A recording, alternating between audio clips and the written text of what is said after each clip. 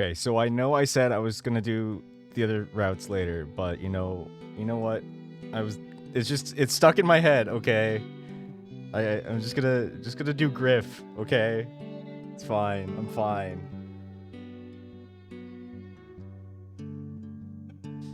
I'm just gonna pick up straight from this choice that was in episode 2. Yeah. Let's get to it. Let's change plans. It's really okay. It was a last-minute plan anyway. Well, if it's no problem, how about we do tomorrow by the harbor at 10? I'd love that more than anything. I'd like that. It's set then. Do you mind if I grab your number? Sure, He reaches for his pocket, but stops short.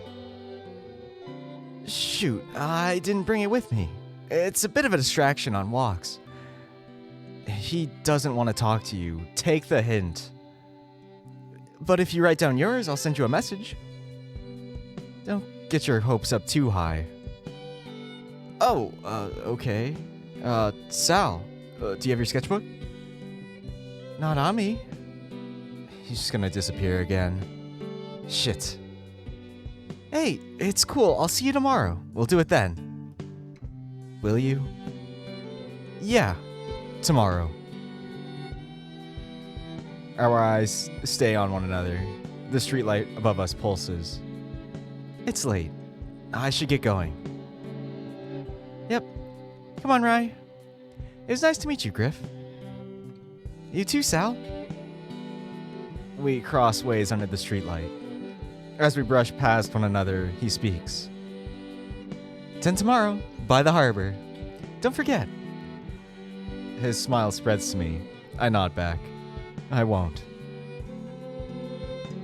As suddenly as he appeared, Griff slips around the corner, his bushy white tail slinking after him. He's gone. It's dark, but it's warm. It's really warm. Did you turn the heating off the timer again? What? Climbing the stairs before me, Sal checks the thermostat in the kitchenette. A short tut punctuates the click of a dial being turned. It's been on all day, dude. Sorry, I rushed out this morning. Wasn't paying attention. I wander across the living room. To be fair, I should have spotted it. Just keep an eye on it next time. In the dark, Sal leans against the kitchen counter. She turns to me as I slump down on the sofa. It was good to finally meet your ex? Yeah, that's him. I can see why you liked him. Handsome. I feel my ears fall flat behind me. I look down as I start to untie my boots. Sure is. Was it a bad thing to see him? You've been quiet all the way home. I tug at my heel and the boot comes loose. No, it's good to see him. It was just... I grunt, tugging the boot off and placing it on the floor. Unexpected. Sal moves a little closer. I don't look directly at her, instead untying the other boot. Alright. It's just that you seem to be doing better this evening until then. I said before, it's just a lot of pressure with people coming back, and now there's another... I pull at the laces too fast. The friction burns at the scar tissue under my fingers. Ah! I give my hand a shake, then press the 2.5 digits up to my mouth. Is this bringing something up? I continue to wrestle my foot from the other boot. It's fine. She stands across from me. There's an almost foreboding sense of understanding. Picking up both the boots in my left hand, I stand. Today was good. I've just got some things to think about. Okay. I pace to the door. Then I give in. Thanks for asking, Sal. I appreciate it. You're doing good, Rye. Good night, Sal. The air is still warm from the thermostat. The bed's like a toaster. Though cloudy, the feelings of today are alive in my chest. I remain restless after what should have been a tiring day. Seeing everyone again was nice, but it doesn't feel real now. It all exists in this hazy world, just like the empty shop front window. It's as if it happened months ago, and I'm struggling to hold on to the details. The more I think about it, the more I realize how quickly this will pass. Ranza will set off. Billy will finish uni and stay up north. And Griff, he'll disappear. I can't blame them. I'd bet that Joe and Sal are looking for ways out too. They've looked after me enough. I know Billy still talks to Eliza.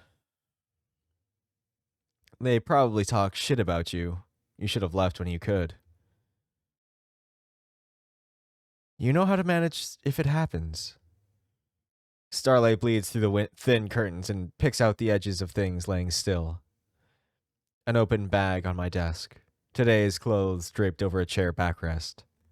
1 a.m. My boots wait by the door. Do you know how to manage now? Pushing the sheets off of me, I turn to sit upright. I take my clothes from the backrest. Sitting on the edge of my bed, fully clothed, the feeling of something burning in my stomach. It's time for a walk. The walk up the cliffs has made my breath heavy. The few lights of the town behind me are all that confirm I'm not lost in the wilderness. Though my legs are tired, I'm still restless. My eyes scan the heathers. Their sharp prickles look soft as moss. The wind sends hackles through them. I see Keel's Rock below, sitting just out from the cove. Its wave-battered edge faces the eastern horizon. The old wreck post stands atop it, worn in white against the sea. The thought of going down there now that he's back feels strange. It's not like you came here to meet him. Not last night either. I grind my heel in the dirt and keep walking. At the crest of the hill is a small lay-by. It's a good spot for hikers to park to get a good view of the cove. It's near where he used to live. No cars pass at this time of night. In the silence, a worn-out red sedan lurks just off the road, its lights off. A figure stands beside it, leant to one side, a knowing anticipation. His muzzle is long and pointed, his eyes shadowed by the peak of a flat cap. He's thin as a branch, clothes hang across him like half-drawn sails. Another late one, Firecracker. Hey, Graham. I cross the potholed ground, meeting him at the bumper. I stand with my hands in my pockets. His smile is kind. It wrinkles at the seams as he speaks. Trouble sleeping again? His eyes are visible now beneath the cap, glinting and deep set. Sorry to call you up this late. Beauty sleep doesn't do me much good these days. A young man like you should get it while he can. He surveys the length of the empty road. It stretches until its edges are swallowed by the dark. You got your steps in, then? Ready to head back? With a half smile, I nod. He tips his slender snout towards the car. Keeping my eyes on his, I pace along my side of the vehicle. I open the back door and lower myself to the seat. He edges along the hedge on his side. I close the door behind me. It's echoed by Graham's entrance on the other side. The silence of the countryside is further muffled. The engines and lights stay off. Cotton trousers brush against aged upholstery. No wrinkle of fabric goes unannounced. The air is still in here, dusty, pierced by a lingering sweetness. Small, punctuated breaths. My legs shift on the seat to settle on a well-worn patch. Graham's posture loosens. A quiet hiss from his side of the car.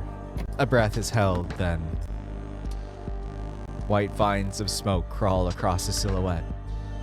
The smell of dust is slowly smothered. Fingers spread across my thigh. Mine trace through them in return. They find their way between his shirt and his stomach. There's no force as he presses at the back of my spine, but I'm pulled towards him as if there was. I feel each one of his ribs beneath short, coarse hairs. My lips, pressed against his, move as he speaks. That's it. The taste on his tongue is sweet and thin. It spreads to the back of my mouth like burnt sugar. The hand on my thigh tenses, encroaches. I feel his sharp canines on the tip of my tongue. A sound escapes my shallow throat. My hands dip under his waistband. Elastic, under fabric, over my wrist, edging down each thigh. Lips drag over navel. I feel each breath shudder up through me as I reach what we're both searching for.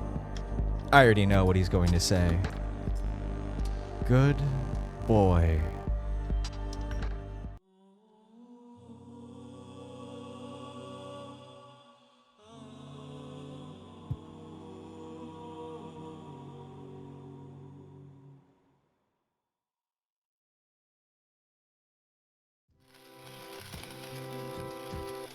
Coffee beans sink in a metal cylinder, turn to find earthy powder. Sal got me this hand grinder for my birthday last year. Thoughtful and practical. Very her. I funneled them into the basket of a stovetop brewer. Tap the sides. Smooth out the top. Sal paces in the living room area. Hands on hips, eyes scanning the surfaces. I screw the lid down. Riley? Yeah? Have you seen that book? Which one? Is it not on your shelf?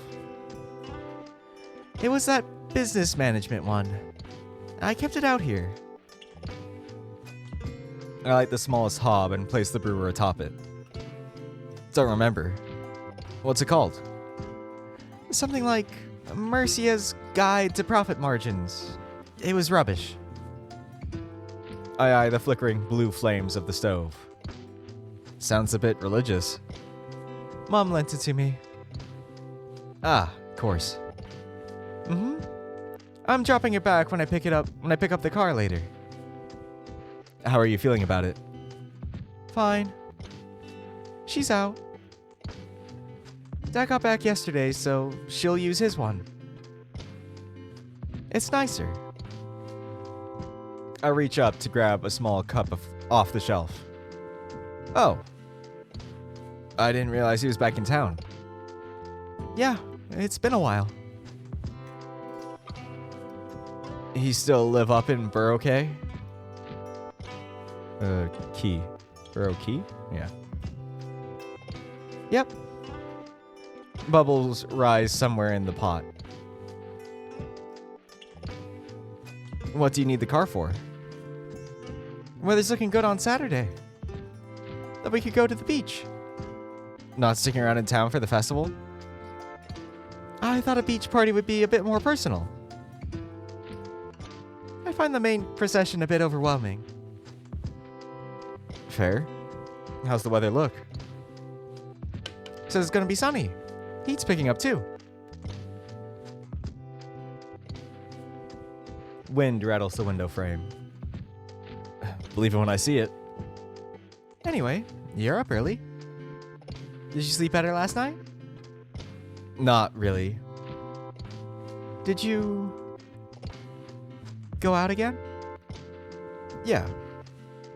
I went out. What did you do? In the pot, syrupy coffee drips down the inner column. I rub my eyes. walked. The look of certainty on my face is paper thin. She bites her cheek as the coffee pot hisses. All right. What? Nothing. Come on, what? My words bounce on a false chuckle. Turning from the stove, I use my body to cover something that isn't there. You don't want to talk about it. I'll leave it. Sal, it's hot. Something hot. I slap my hand on the side of my t-shirt. Overboiled coffee has sprayed up on my right-hand side. Shit, how? Taking it by the handle, I run the spinning coffee pot under the tap. Forgot to turn the heat down. Are you alright? She scrambles to hand me a kitchen towel. Yeah. I need to do laundry soon anyway. I wipe my hands on the cloth and pour coffee into the cup. Burnt. Peeking into Sal's room, I decisively change the course of conversation. Still working? Yeah, should be wrapped up by lunch. When's lunch? When I'm finished with work. I should get to Mom's before 12, though. You're seeing Griff this morning, right? Yeah. Need to be down there in an hour. Should probably change your shirt then. Yeah. I head towards my room. I peel off the orange tea, the coffee-stained patch now cold.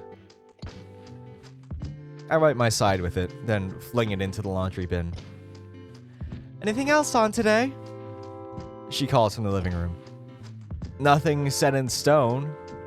Why?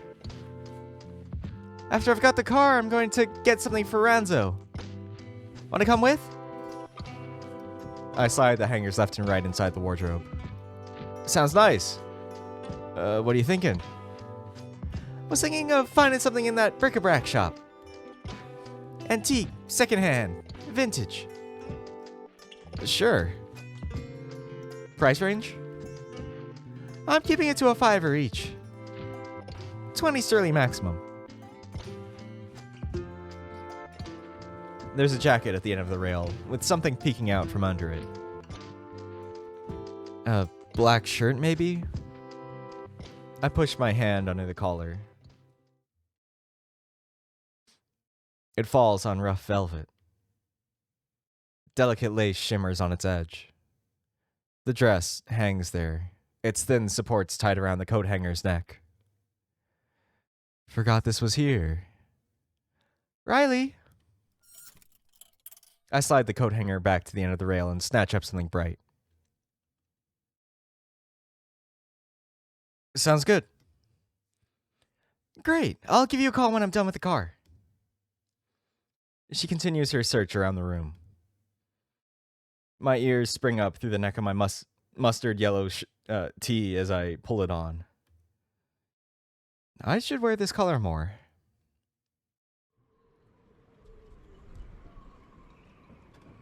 The harbor is calm.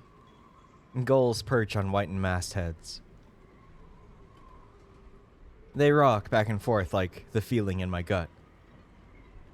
I nearly thought last night was a dream.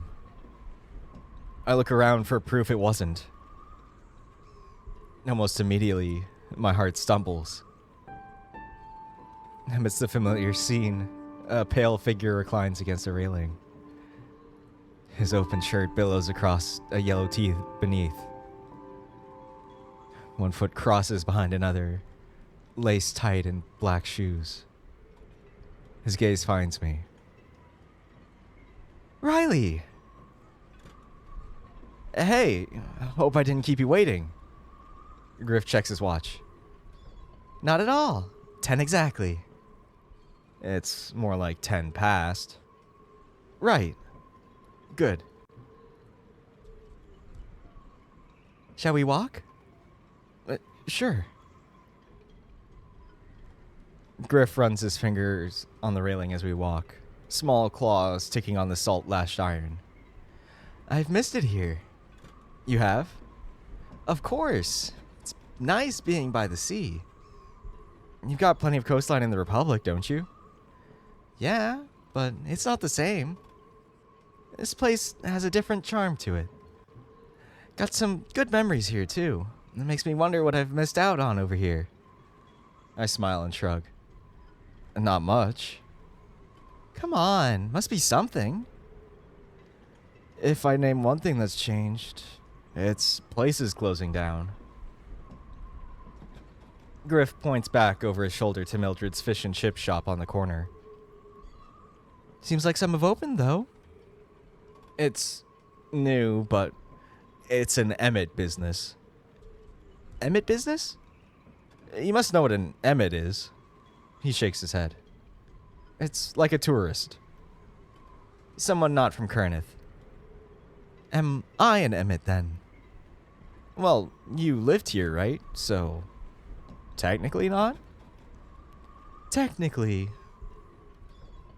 You're too kind. I say it for that place because the owner barely even comes here.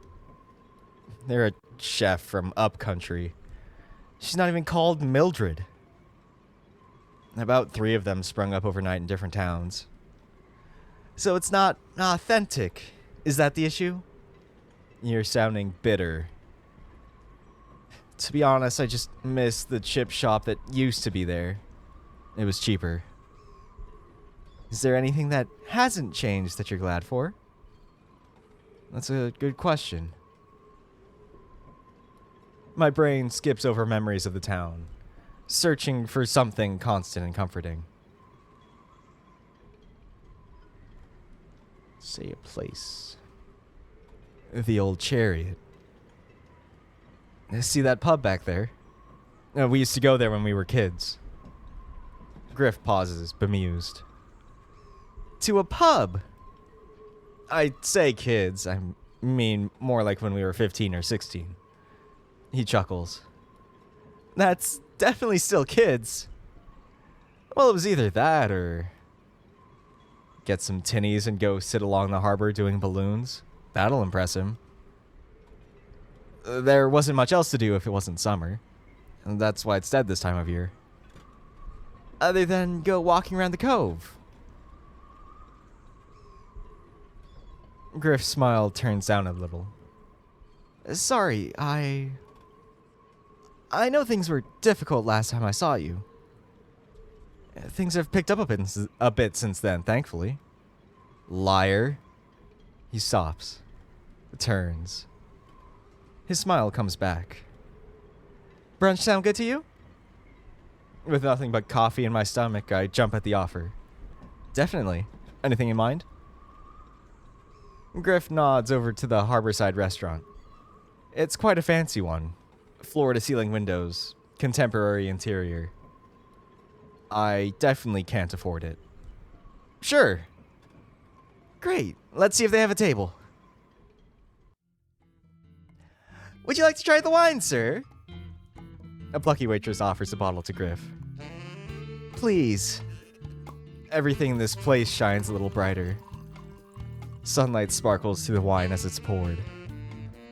Griff's eyes shine as well. He sips.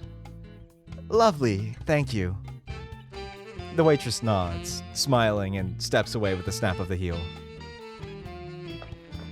Looking down at our salads, I can't help but feel unfilled already. Didn't want to look greedy. Griff raises his glass to mine. Cheers! Is it a bit early for wine? It's brunch. You can do whatever you want at brunch. I take a drink. The wine is pleasantly dry, full-bodied with a note of, you don't know what a note is. It tastes of wine. As I'm taking my first bite, Griff folds his arms and asks, So, Mr. Coates, where do you see yourself 10 years from now? I Don't talk with your mouth full. Griff waits patiently. I play into the Tony set. Well, I've spent the last 10 developing my niche, my brand. Still working on your art then? I shake my head. Music? I shake again. What then? What's the brand? You've certainly got a brand around town. Best not to mention that. I guess I'm still working it out. Free spirit. Not quite that poetic. You must have something. You said things were moving up. I turn the leaves in my mouth, peppery and slick with olive oil. It buys me time to think of what to say. I wasn't really happy with what I made. Doing it for uni stressed me out. Trying to do it outside of uni stressed me out too. I wear a smile. It wasn't meant to be. Griff pauses. That doesn't sound like the Riley I know. I hold the smile. Maybe I'm not. He looks me up and down. You sure look different, but that's to be expected. But when I saw you yesterday, even with the new look, I knew that was you. Griff twists a fork into the bed of leaves. You have a tell. A tell? What do you mean? The way you look at things, you sort of... He tilts his head to the side. His eyes flick to different points in the room, resting there for a while before moving to the next. I don't do that, do I? It's something I've always picked up on. He flicks them back to me. You observe things. I find myself an unwilling participant in a staring contest. He's laser focused. The wind from the bay makes itself visible in the fabric of his shirt. It creases against his statuesque stillness. It makes waves through the white awning behind him. Its form... You're doing it again. I was just... It's not a problem. It's nice. That's why I don't believe you when you say you don't make stuff anymore. That attention must go into something. Maybe one day I'll give it another go. You were a lot less stable when you were making art. More self-absorbed. Just not right now. I take a quick bite, too small to be considered a proper mouthful. You know, when I saw you yesterday, I had a hard time believing it. Do you believe it now? I can't help but chuckle. No, I don't. Why not? It was just so long. I thought you were gone for good. He reaches across the table, gently grabbing my wrist and giving it a little shake. There, this help? I feel my ears swivel back from embarrassment. He's toying with you. What I mean is... Look. Things actually got worse for a while after you left. A lot of things.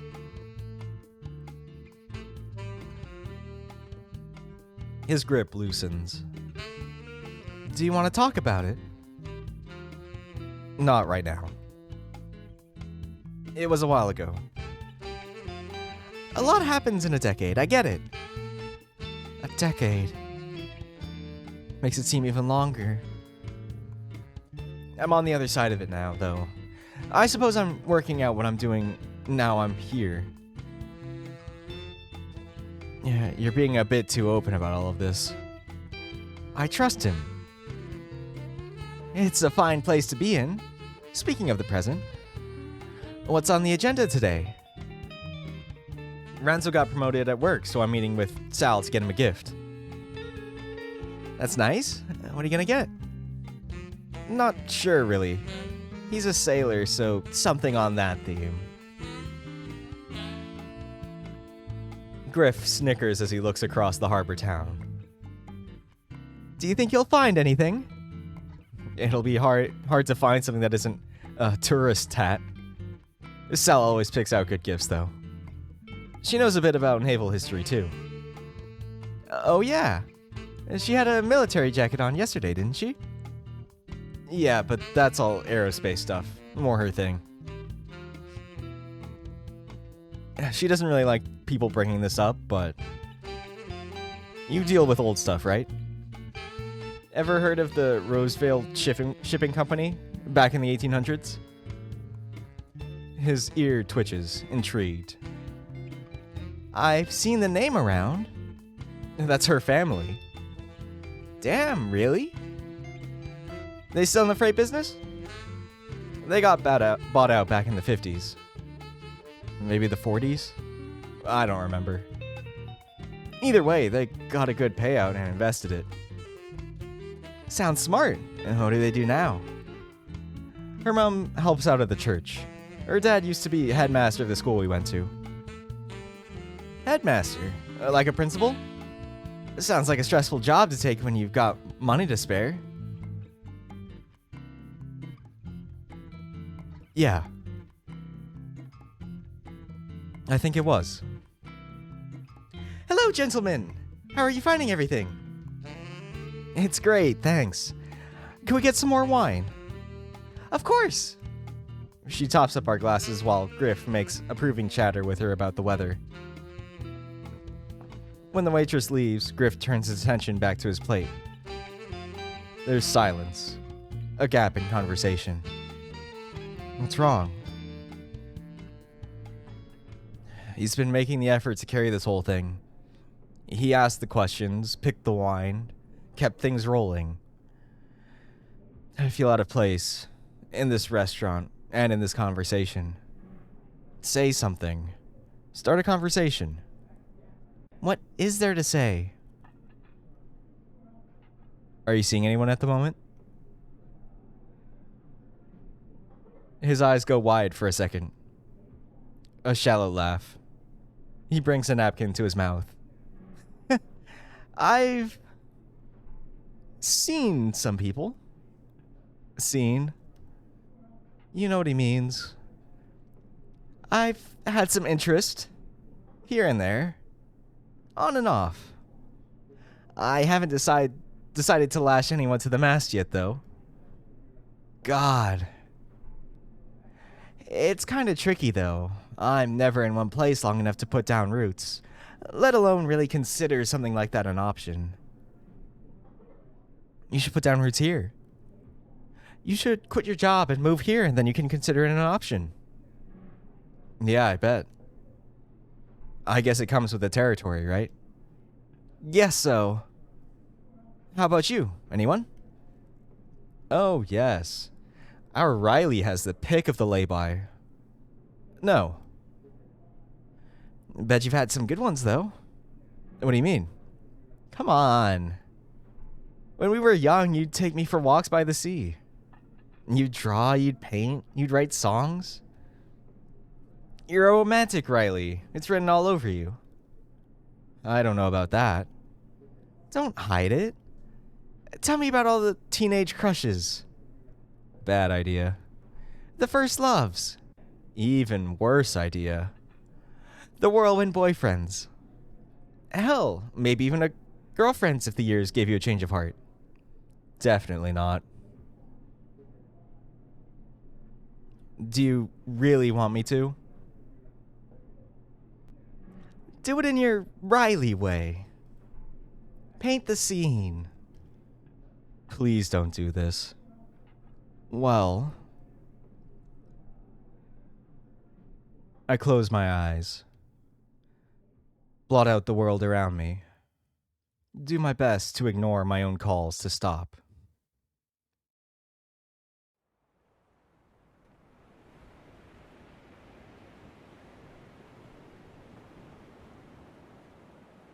My boots were drenched, parting pebbles.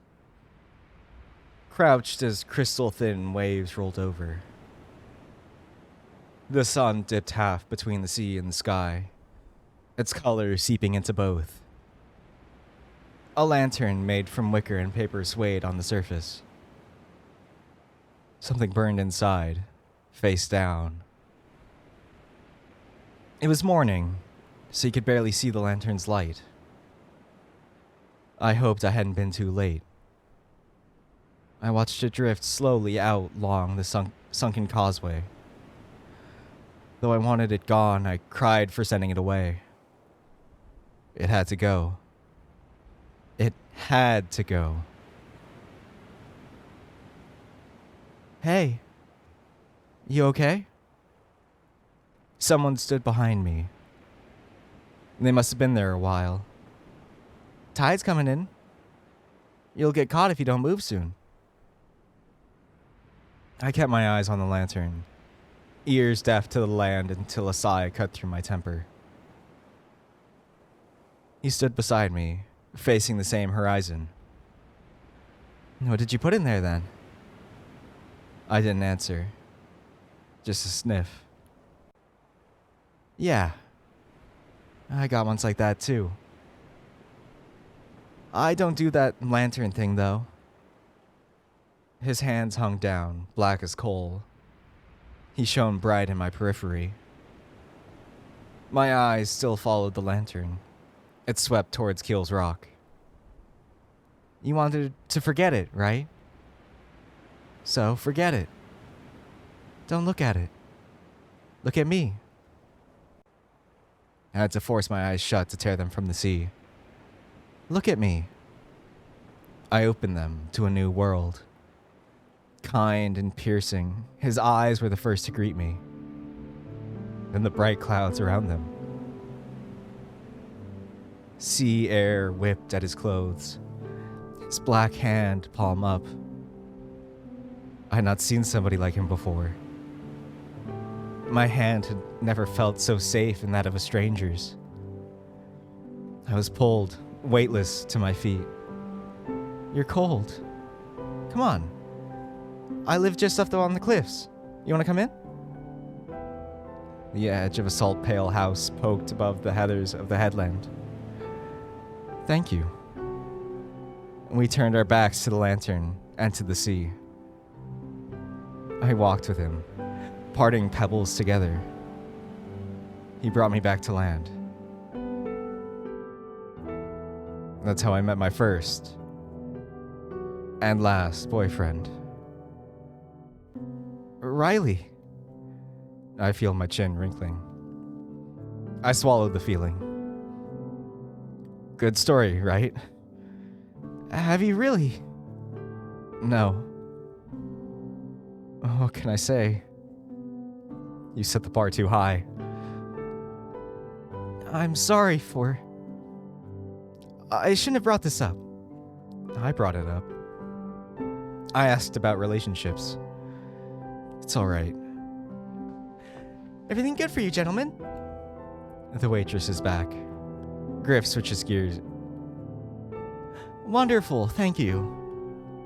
Would you like to see the deploy the life jacket? Can we get the bill, please? Of course. She pulls out a black book and a card reader. Riley, are you all... I'm fine, really. I reach for my wallet. Oh, no, not today. Griff hands a silver card to the waitress between two fingers. Put it all on here, please. Griff, you can't... I can and I will, Mr. Coates. For lost time. Griff, that was like 70 sterling. For a salad and some wine. Only with the tip. You guys don't tip enough here. Hey, I tip. But we actually pay waitstaff a proper wage here, so... So, you don't want to get good tips at the cafe. I didn't say that. He smirks, eyeing his watch. Afraid to say I've got a busy afternoon coming. This was nice, though. I'm sorry things got a bit... weird at the end. Riley. He places a hand on my shoulder and brings something out from his back pocket. Here.